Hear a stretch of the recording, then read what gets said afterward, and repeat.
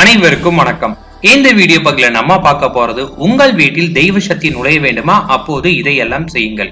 புதுசா நம்ம சேனலோட வீடியோ பாக்குறவங்க தயவு செஞ்சு கடைசியில மட்டும் பார்க்க மறக்காதீங்க. கண்டிப்பா அது உபயோகமா இருக்கும்.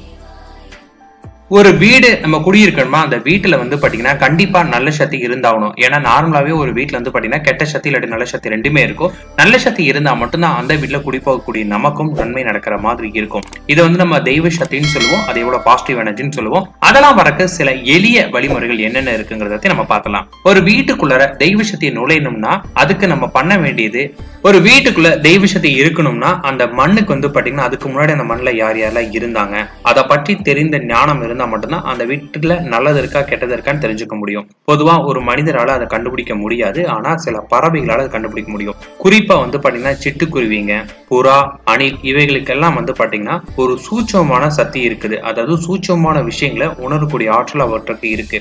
இயற்கையிலேயே நம்மை விட சில உயிரினங்களுக்கு சூட்சம சக்தி இறைவன் கொடுத்திருக்காங்க. ஒவ்வொரு வீட்டுக்குள்ளுமே ஏதாவது ஒரு ஜீவ சக்தியை கொண்டு வர நம்ம முயற்சி பண்ணணும். அதுக்கு நம்ம என்ன பண்ணலாம்னு கேட்டீங்கன்னா, ஏதாவது சின்ன உணவுப் பொருட்கள் இதெல்லாம் நம்ம எடுத்து வீட்டுக்கு முன்னாடி வச்சோம்னா அங்க பறவைகளை அதை கொத்தி சாப்பிட ஆரம்பிச்சுன்னா நம்ம வீட்டுக்கு ஆட்டோமேட்டிக்கா நன்மை நடக்கிற மாதிரி இருக்கும். அதே போல நம்ம வீட்டுல பாத்தீங்கன்னா குருவிகள் கூடு கட்டுச்சுன்னா அதுவும் நமக்கு நல்லதுதான். ஆனா இதை சில பேர் கலைப்பாங்க, அது ரொம்ப பெரிய பாவம். அதனால அதை கலைக்காதீங்க. ஆனா அதுவே குளவி வண்டு, கருங்குளவி இதெல்லாம் கூடு கட்டுச்சுன்னா அதை உடனே கலைச்சிருங்க. இது குடும்பத்துக்கு நல்லது கிடையாது.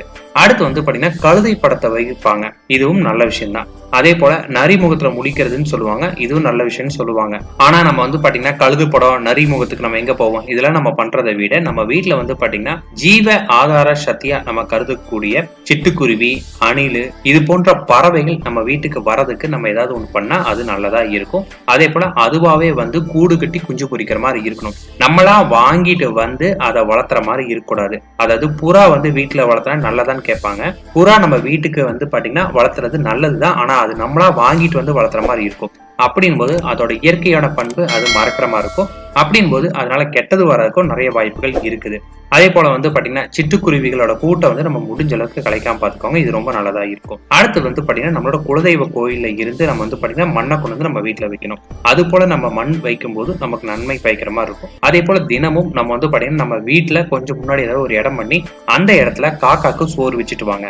இப்படி பண்றதுனால நம்மளோட முன்னோர்களோட ஆசீர்வாதம் நமக்கு முழுமையா கிடைக்கிற மாதிரி இருக்கும். அடுத்தது ஒவ்வொரு சனிக்கிழமையும் நம்ம சனீஸ்வர பகவானுக்கு எல்விளக்கு ஏற்றிட்டு வந்துட்டு இருந்தாலும் நம்ம வீட்டுக்கு நன்மை நடக்கிற மாதிரி இருக்கும். அதே போல மாதத்துக்கு ஒரு முறை அல்லது 3 மாதத்துக்கு ஒரு முறையாவது உங்களோட குலதெய்வ கோயிலுக்கு போய் வணங்கிட்டு முடிஞ்சா அங்க பொங்கல் வைத்து வழிபாடு பண்ணுங்க.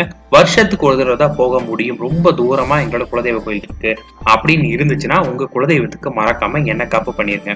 இதெல்லாம் நம்ம பண்ணிட்டு வந்துட்டு இருந்தா நம்ம வீட்டுல பாத்தீங்கன்னா தெய்வ சக்தி வர மாதிரி இருக்கும். இது நம்ம குடும்பத்துக்கு மிக மிக நல்லது. நம்ம வீட்டுல ஒவ்வொரு மூலையிலுமே மறக்காம ஒரு கைப்பிடி அளவு கல்லுப்பு போட்டு வைங்க. கல்லு போட நிறம் எப்பெல்லாம் மாறுதோ உடனடியாக அதை மாற்றுற மாதிரி பார்த்துக்கேவாங்க. இப்படி பண்ணும்போது நெகட்டிவ் எனர்ஜி நம்ம வீட்டுல இருந்து போற மாதிரி இருக்கும். இதெல்லாம் பண்ணிட்டு வரும்போது வீட்டுல பாத்தீங்கன்னா ஒரு சந்தோஷமான சூழ்நிலை நிலவரத்தை நீங்க கண் கூட பாக்குற மாதிரி இருக்கும். இன்னும் செல்வ வளம் பெருகணும்னு நினைச்சீங்கன்னா காலையில நேரத்துல எல்லாருமே எழுந்திருக்கிற மாதிரி பாருங்க. தண்ணி வீட்டுல சொட்ட விடாம பாத்துக்கோங்க. இதெல்லாம் ரொம்ப ரொம்ப நல்ல விஷயங்களா ஒன்று.